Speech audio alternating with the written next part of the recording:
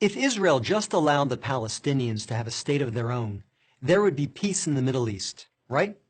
That's what you hear from UN ambassadors, European diplomats, and most college professors. But what if I told you that Israel has already offered the Palestinians a state of their own, and not just once, but on 5 separate occasions? Don't believe me? Let's review the record. After the breakup of the Ottoman Empire following World War I, Britain took control of most of the Middle East, including the area that constitutes modern Israel. 17 years later, in 1936, the Arabs rebelled against the British and against their Jewish neighbors. The British formed a task force, the Peel Commission, to study the cause of the rebellion. The commission concluded that the reason for the violence was that 2 peoples, Jews and Arabs, wanted to govern the same land.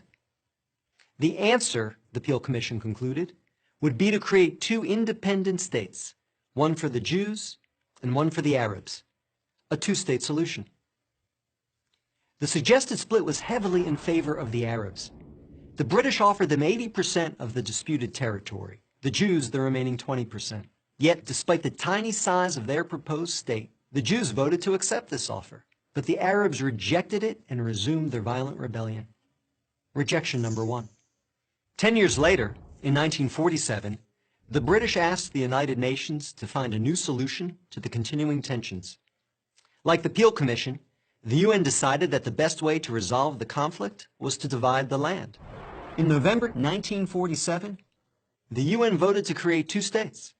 Again, the Jews accepted the offer, and again, the Arabs rejected it. Only this time, they did so by launching an all-out war. Rejection number 2. Jordan, Egypt, Iraq, Lebanon, and Syria joined the conflict, but they failed. Israel won the war and got on with the business of building a new nation. Most of the land set aside by the UN for an Arab state, the West Bank and East Jerusalem, became occupied territory, occupied not by Israel, but by Jordan. 20 years later, in 1967, the Arabs, led this time by Egypt and joined by Syria and Jordan, once again sought to destroy the Jewish state. The 1967 conflict, known as the 6-Day War, ended in a stunning victory for Israel. Jerusalem and the West Bank, as well as the area known as the Gaza Strip, fell into Israel's hands. The government split over what to do with this new territory. Half wanted to return the West Bank to Jordan and Gaza to Egypt in exchange for peace. The other half wanted to give it to the region's Arabs, who had begun referring to themselves as the Palestinians, in the hope that they would ultimately build their own state there. Neither initiative got very far. A few months later, the Arab League met in Sudan and issued its infamous 3 no's. No peace with Israel, no recognition of Israel, no negotiations with Israel. Again, a 2-state solution was dismissed by the Arabs, making this rejection number 3. In 2000, Israeli Prime Minister Ehud Barak met at Camp David with Palestinian Liberation Organization Chairman Yasser Arafat to conclude a new 2-state plan.